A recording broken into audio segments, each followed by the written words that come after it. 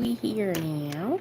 Let me get my stuff together. Get my Marge Simpson bun down. I think I made it close to time today. Cause lately, your girl ain't. I gotta reschedule my live from 11 a.m. Y'all. I be up at night. My sleep schedule a little off. Okay, so we finna get that together and get on here and give y'all content at 10 a.m. Central Standard Time daily. That'll be the live broadcast schedule. Anything else is a bonus, okay? But 10 a.m. and sometime in the evening, because I be having a lot going on in the evening. So we gonna have to see. But I'm so glad that, today's a new day and we get to be here and do some great things. Show all messages. Okay. Boom. And just like that, the hair. Okay. And just like that, the hair. Boom. Okay. So, today I want to talk about 10 shocking moments that happened during my spiritual awakening that I was not prepared for. And I know the other video, this might be a few things that will be touched on in the other video that I'm going to create for you guys. The Trials of Job. That might not be alive. That might actually be a video that I do later today. But let's kick it off with the intro. You guys saw my intro video. For those of you who are watching this later on the playback, I have my nice intro outro now. I'm so excited about all the changes on my YouTube channel. And so I'm Coach Shoni. I'm Shanitra, a spiritual girly. And I went through my awakening, it's been going on since 2018 that I'm aware of, right? I just knew that I needed more in life than what I was getting. Life wasn't supposed to look the way mine looked. And so I cried out to God in my bedroom. And, as a single divorced mom in corporate America, being mistreated, all the usual stuff, paying the black tax, working twice as hard, not getting any of the promotions, watching people come in, get immediate promotions and things like that, right? And I know this is live. I will not be blocking any comments. I'll let my spirit team handle that. We block all negative energy on this live, and you find your way away from here. This is all good vibes here. And so no hate or anything over here. All right. So people will come and find you and be hateful.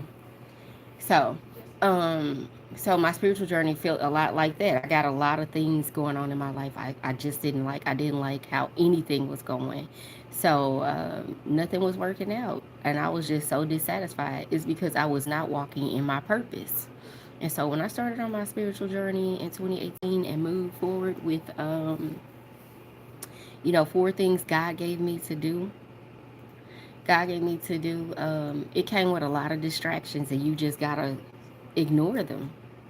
You just have to ignore the distractions and trust God is working everything out for you, because it is not an easy task walking on the path to your spiritual journey. It's just not. You're going to have all kind of haters and critics and everybody telling you to live your life a different way when you're already doing better than them. And they want to give you more constructive criticism. So nothing you do is truly enough. And there's a lot of people around you when you are a light carrier, when you're a chosen one, that want to control your life, because that means that they can control the flow of your abundance, and they make sure they always get some of it. And so once you cut off your energy from certain people, certain connections, things like that, they get mad and they find different ways to come at you. They find different ways to find you, fake accounts, things like that, because I started making videos online. But here are my top 10 shocking moments. When I cried out, immediately I felt that God showed me the four things. So this is number one. God showed me four things that I was supposed to do in this journey. And then it was shocking to me that these things would later show up as, this is basically what I needed to, how I needed to live in order to get what I want. I was surprised at how fast God showed up and gave me a response. Like I felt it in my spirit and I wrote those things down. And I was like, you can't explain how God speaks to you. You just can't explain it. You just cannot explain it. Thank you for coming in and liking the live. And so I was just like, wow, immediately four things. These are the cornerstones to changing my life. This was building the foundation. And so the next shocking thing is that I acted on one of those four things, right? Immediately. And here we are.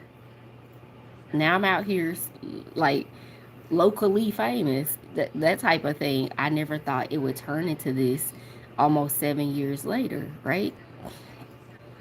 And so it was like, oh, you're giving me a life I didn't even know I wanted. And I was crying out because things weren't working. I was like, well, she's ready for the real thing. And I was shocked. I was like, I didn't know it would happen like that. And the third thing was understanding that there were a lot of hidden things in my life. And through one of these four things, I was told to have a certain lifestyle when it came to food. And I didn't realize, but there was something that I was constantly eating that was making me sick. It was poison in my body. Anything that causes pain or dysfunction in your body is poison to your body. I kept eating chicken and my joints were hurting and I was stiff, and I stopped eating chicken. As a result of this, I don't have the joint pain anymore. So Spirit was trying to reveal to me in different ways. It's like through my obedience, it was better than my sacrifice. And so I was like, wow, I stopped eating chicken and my joints stopped hurting. What else was I doing that was hurting me? And through this diet change lifestyle, going vegan, it became, okay, I feel great. I have the energy I need. And then, okay, fast forward a year, let's say 2 years later. A year later, Spirit told me to move to Dallas. Number four, move to Dallas.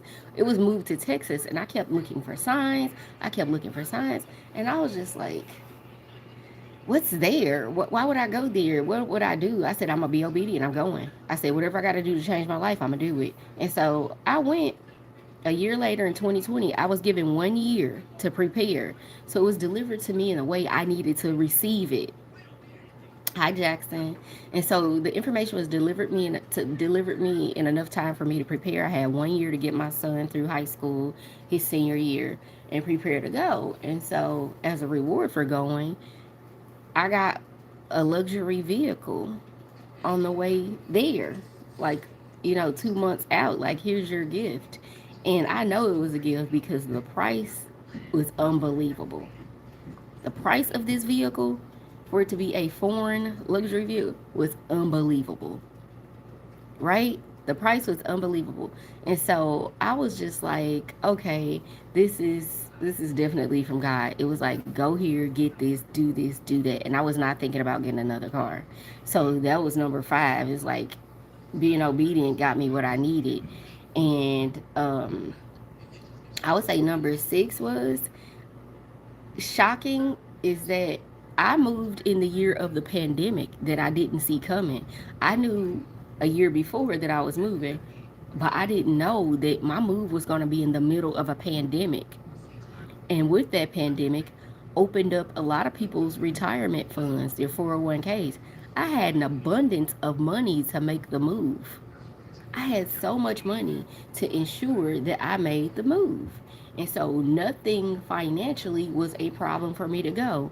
And so this is also a sign that when God wants you to do something, there's nothing that can stand in your way. All the doors are going to be open. They're going to be all green lights. The only thing that can stop you is you. The only thing that can stop me is to say, oh, I'm just going to stay here because I've formed this new friendship group and Baby, by the time I got down there, good, that was over.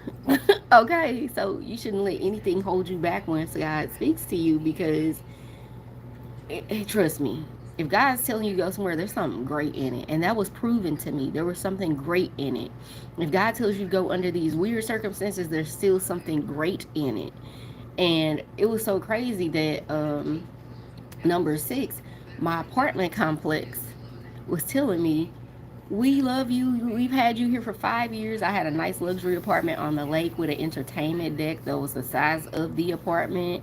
It was next to a nice park with a huge lake in it. And y'all know I need my water. I got to stay by my water. And I was, incredibly grateful to have that for 5 years. And me and my boys, it was a 3-bedroom with a washer and dryer. Because, baby, that is important. That is super important when you got kids. You need all those amenities. Excuse me. Coughing, something needs to leave. There's something that needs to exit my life, some evil intention, some monitoring spirit. And so, that was very surprising to me. I've never heard of an apartment complex doing it, but they wanted me to stay so bad that they offered to lower my rent. Do you hear me? They offered to lower my rent for me staying. Please don't move to Texas. Please stay here. I was like, as tempting as it sounds, I gotta go. Right? I was like, I gotta go. And I was just like, man, this is crazy. Right? And that's not even the end of it. I'm going to give y'all the light story about getting there. So these are the 10 shocking things on my way at the beginning of this spiritual awakening. But I would say the next 4 things that I'm going to tell you are somewhat unbelievable, because I wouldn't have believed it if it hadn't happened to me. Um,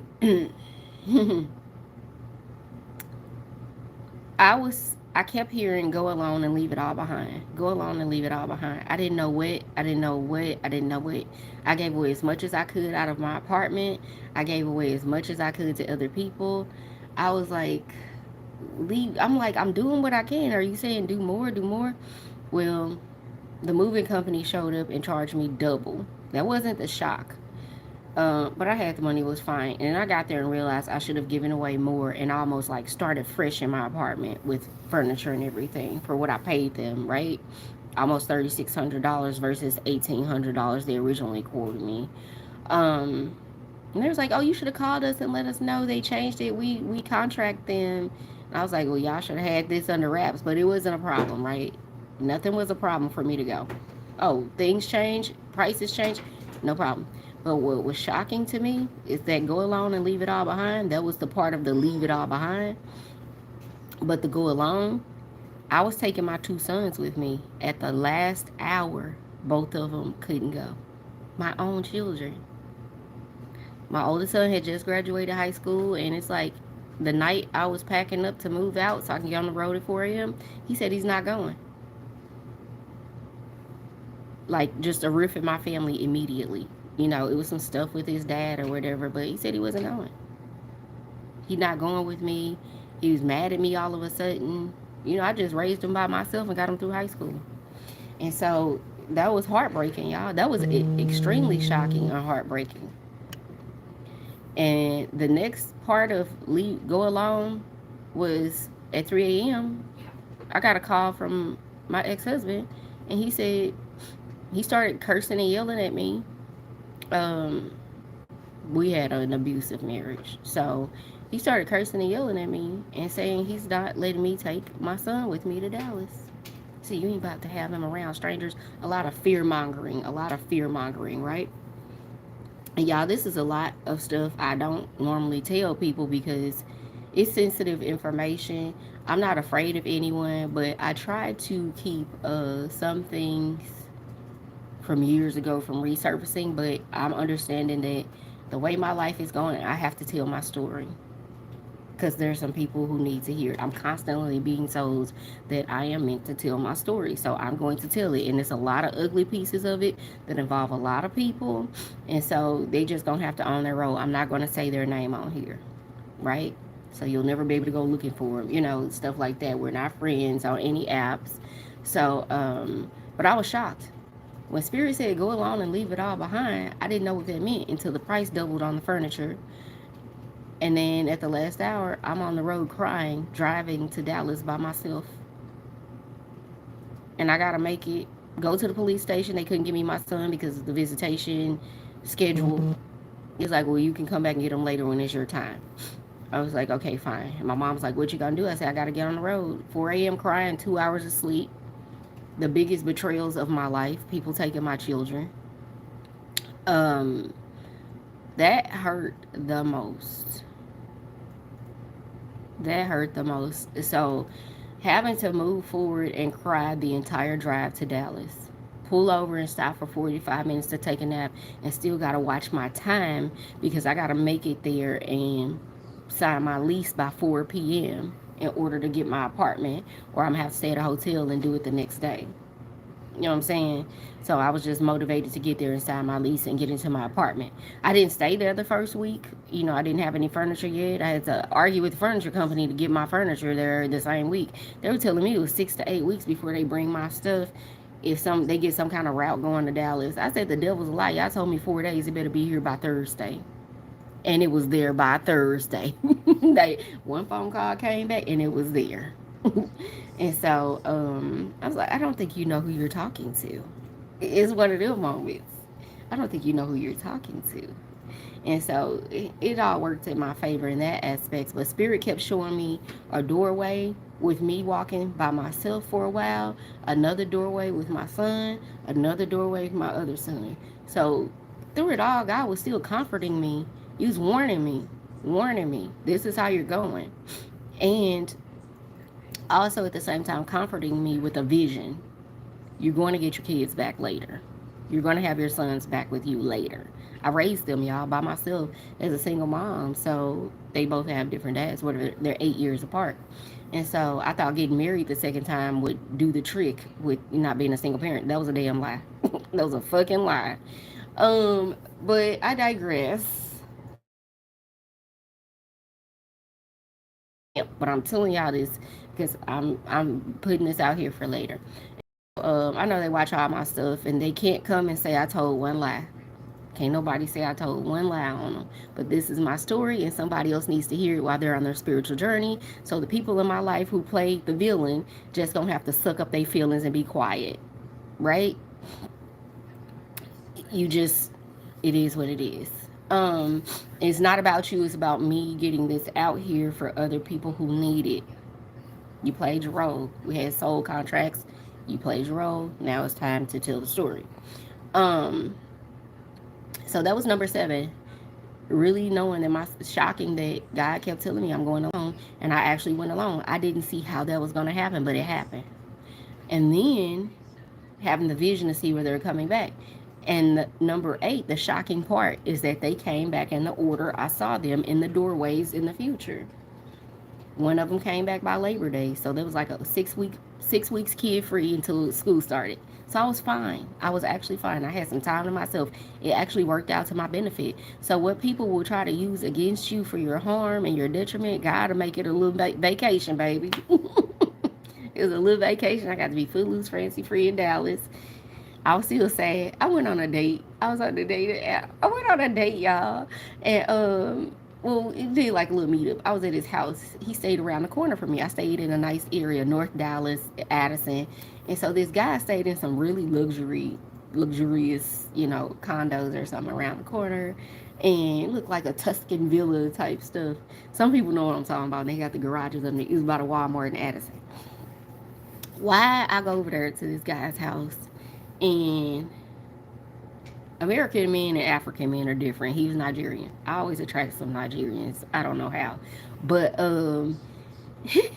they sometimes can be even more a little bit like, I don't know how to deal with your feelings type of stuff. But I love them. He was over there talking to me, and I was like, yeah. something. And I was like, yeah, I just moved down here. I got kids, yeah. And I couldn't bring my son. I just started crying at this man's house. I was crying at this man's house. He was looking like, what the hell am I supposed to do with this? He like, it's okay. It's okay. You're going to be all right. He's trying to really be nice about it. He's really trying to be nice about it. But I just start crying at this man's house. He over there doing this little hookah thing, all these tall bottles of alcohol and stuff on the table. I just start crying at this man's house. And y'all, that set the tone for the next 3 years in Dallas. Every time I would bump into that man at Walmart, at the club, or anything, he would be so awkward. Like, she gonna start crying again. It's like, so how you doing? Like, after that, we ain't go no more dates or nothing. We just saw each other out and about a lot, though. And he would be like, hey, how you doing? I was like, I'm fine. How are you? It's like, I guess he was forever in that moment where I was sitting on this couch crying about my kids the first time I met him. I was like, and I couldn't bring my kids to Dallas. Some stuff we cry about, I'm like, girl, if you don't get out your feelings, you're gonna be all right. You're gonna be all right. Okay? And so that's why I can coach people like I do, because I know you're gonna be fine. Especially if I can see the vision of what's to come and get the feeling that, okay, this somehow is working for your good. So don't be crying about it. Don't be all, life is over and I'm so distraught. That's not the case. It's really never the case. Okay? So yeah, but every time I saw that dude in public, he'd be like, oh God, it's her. It's the one that was crying in my house. So that's funny. That was funny. I think we're on number so the go along and leave it behind. That was shocking that I actually. But number 8, the shocking part is that they came back the way the spirit showed me in my vision, one at a time. Like I said, by Labor Day, and the other one came back by January, and I by December, and I had switched to a bigger unit in my apartment complex. And so another shocking thing was when I got down there, I kept feeling like the spirit of, abundance, just like God was going to bless me in different ways. I kept praying in St. Louis, because I'm a single mom. I like to have extra money to travel and do things and have nice vehicles, live in a good neighborhood for the school district, right? I like to have a lot of money. I'm an abundant being. I like my money to be as big as the ocean. I'm a water sign. So I was just like, oh, I wish I could work for my apartment complex part-time. I kept saying this in Missouri. And my rent was already low. I pay less than everybody. How? I don't know, because it was never income-based. I probably made more than most people and paid less. But God, you can't, favor ain't fair. And so we're going to try to keep this under 30 minutes, y'all. But this is my story. So I was just like, I wish I could work for my apartment complex part-time and get half off my rent. I always wanted a deal. I never felt like I was going to have to pay full price. I always felt like I should have favor wherever I go. And so when I got to Dallas, 3 weeks into my apartment, they had sent around a survey talking about financial literacy and community resources and outreach. And I had got that form. I took that form, looked at that form. I said, I could teach this. I could teach this. That's all I see. I filled my stuff out. I walked around there to the leasing office. I got my paper.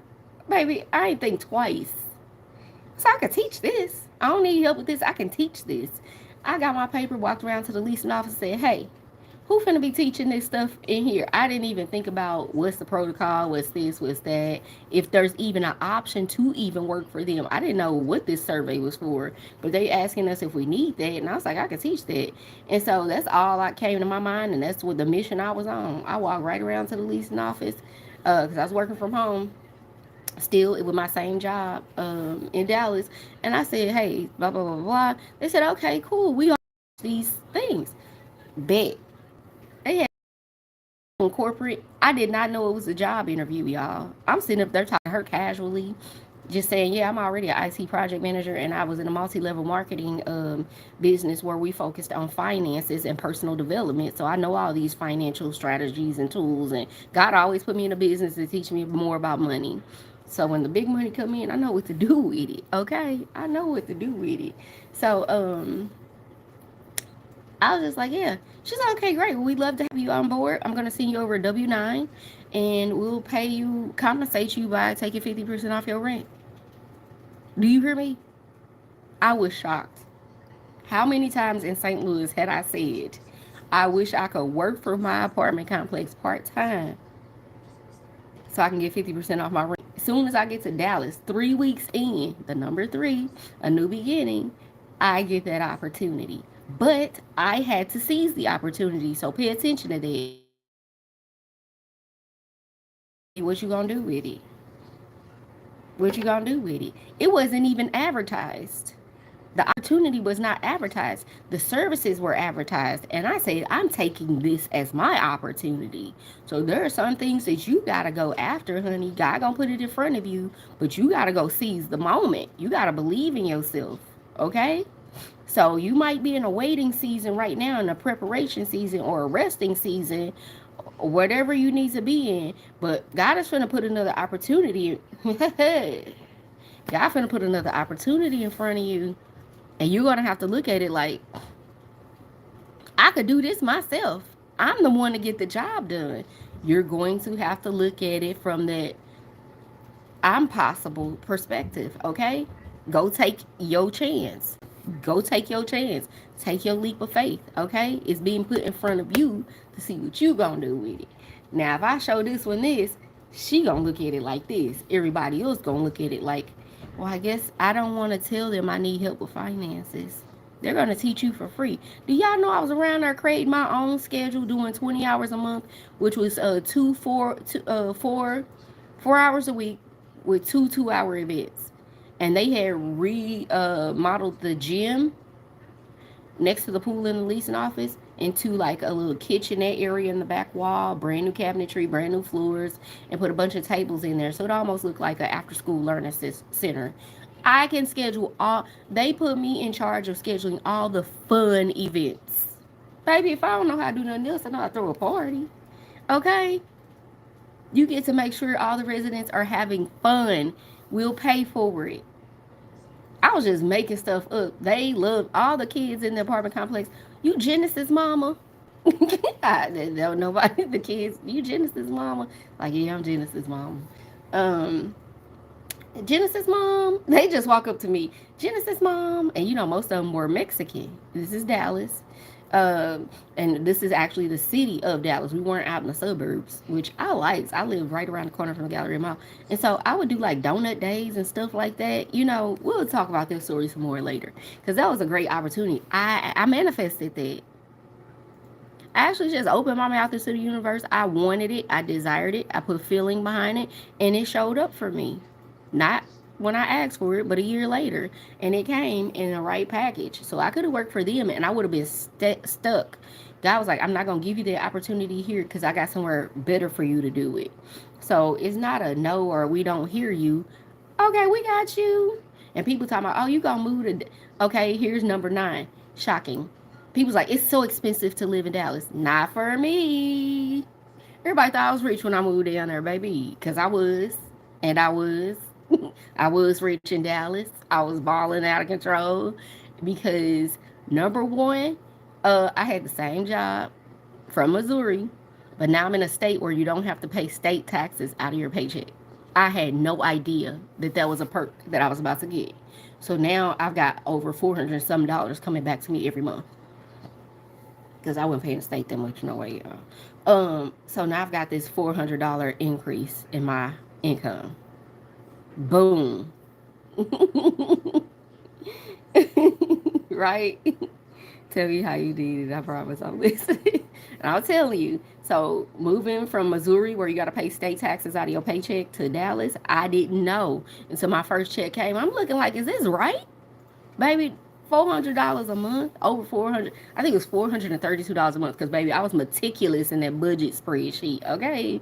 So over $432 a month coming back to me in my pocket because I'm no longer paying state taxes out of my paycheck. So that was pay number 1. Now, I mentioned earlier, during 2020, during the pandemic, everybody's 401k was opened up to you under the CARES Act, and you could take as much as you want out of there without a penalty. You can drain the whole thing because they know people were dying. They know people were losing their jobs left and right. They know people were in dire straits. So they say, hey, you can take your retirement money. It's your money. We're not going to penalize you. Baby, I had my hand in there. I took about 30K that year. I took about 30K. I stuck my hand in the cookie jar and I made sure I had everything I needed, right? And then I had just got the BMW right before that, and people don't know the guy lowered their price on that BMW down to $13,000 for me. A BMW X1, the small SUV. Okay? So it was like I had so much abundance going in the direction I was supposed to go. Listening to God on this spiritual journey. That was shocking to get that vehicle for as much as I did. I didn't even include that as one of the things, but it was shocking to have to pay so little. Shocking to get down there and pay so little in my rent. And then got that cut in half. The rent wasn't even high. For a 2-bedroom, 2-bathroom, I was paying $11.35. And then I moved over to a bigger unit. It's $14.35. It's a townhouse, 2 bedrooms with en suites upstairs, and downstairs a half bath. It gave us more space, but they ain't had no 3 bedrooms for me and my kids. So I said, at least one of y'all can chill out in the living room most of the day. You have some space, Had a big dining room, big everything, tall ceilings, y'all. So that was $14.35. That's how much I was paying for my other apartment in St. Louis. And that wasn't nowhere near as big, right? And so I'm telling you, God will open up a door for you no man can close. If you get going on your spiritual way, God is going to shock you and surprise you. And we only at number 9. And there's so much more that happened after that. But this is just, me really getting adjusted to getting down there. So it was the 50% off my rent playing at parties for the complex. Then turn around $400 and some a month back in my paycheck. Then turn around, my vehicle is the lowest interest rate I've ever had. So my car payment on a BMW was only $242. And let me tell you how I paid it off within 2 years. Okay. And then what else was it? The paycheck, the rent, working for the complex, the vehicle.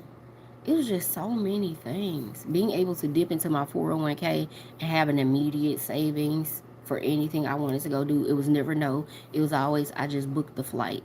So when my son and my mama came, when my ex-husband said you can have your son now, and I was like, you can't do shit but give him to me anyway. So we gonna pretend like you really doing something because I was gonna have to come back up there and get him. But I hopped on the phone and said, Mama, give me my baby back. What you want me to do? What you want me to do? Jermaine, she finna get him. This is my mama. What you want me to do? I said, I need you to fly down here with him. And I'll pay for you to fly back. And so I said, she's like, how much the tickets? I said, don't worry about it. I'm going to send you the ticket to your email. Because we have to set up my mama emails and stuff like that. I don't want to work in IT. So I set up the flights, did everything, and said, okay, here, your ticket. Baby, boss moves. Boss moves. God said, I'm going to make you look good for following me. I'm going to make you look good. This is the part where God was making me look good on my spiritual journey. Now, we'll talk about the trials of Job, the dark part of my spiritual awakening, but this by far was the highlight of it. God just kept giving me money and money and money and money and money. And then my birthday was coming up that November, and I moved down there July 27, 2020. My son, I trusted him to go back to, St. Louis for a minute because they were doing virtual learning, right? Down in Texas. So I said, okay, you can go spend some time with your dad. You can go back and forth to adjust. Until the teacher told me his grades keep dropping every time he goes to St. Louis. I said, oh, well, I think we both know what needs to happen now. You got to stay down here. But got to put you back in. You was never not in control. You might have felt like things were slipping from your hands, but you was always in control because God was always in control, and it was always going to be in your favor for doing what you was supposed to be doing, right? So we might get under these situations like, what's happening? A tower moment is happening for you, not to you, baby, because God going to show you that silver lining on the side. That's your little portal to walk through while everybody's in chaos and calamity. And they think it's bad. No, it is actually better than you know, but I ain't going to tell you because you'll need to know all my business, right? Go focus on your business, right? So I even met a guy online while I was down there. And this time my son was back in St. Louis for a minute. The oldest one hadn't come yet. And it's my birthday weekend, November 11th, right? 11/11, y'all welcome. But I had met him back early October visiting Texas. from his state, and y'all, we hit it off, video chatting 24/7. This little love affair, right? We were inseparable for the time he's there, right? He's supposed to, I thought he was there visiting his family. He's with me. He's like, I'm paying for this hotel room. I ain't even there. I was like, well, let's go see at the hotel tonight. Because you already got the room, stuff like that. Like, immediately met this person, was inseparable. Inseparable. And then he's like, what are you doing for your birthday? He said, when do you want me to come back? I said, in 3 weeks for my birthday. He came back, took care of the whole weekend, paid for everybody's dinner, a nice steakhouse, Albernatz North. Okay? Like, he took care of everything. He treated me well, and we had a great time. That eventually ended, because it was fun, and then you start to see that people's lifestyles aren't for you. That type of thing. We just went our separate ways. But it was fun. And it was the excitement and adventure I needed at that time. And so y'all might feel like, if you could look into your future and say, if I'm going to marry this person, are they going to be there forever? Then no, don't even bring them in my path. They're going to be a distraction. Bitch, you might be messing up the funnest time of your life. An experience you needed to have in that moment. People come through for a reason, a season, or a lifetime. Do not block your own joy and fulfillment because you worried about how long is this gonna last. Time don't matter. Moments matter. Did you have a great moment or not? Did you have a great experience or not? Nothing you experience lasts forever. Even a relationship, if it's meant to be distant, who's to say that they won't be taken from you 10 years before you pass on, and you're gonna spend some part of your life alone? You get out of it and how it shapes you. How does it feeling, right? I had to let go of that as a control freak. We want to know every little thing and see it, how long and what's this. If it ain't the one, I don't want it. Nah, if I'm finna have fun tonight, bring it.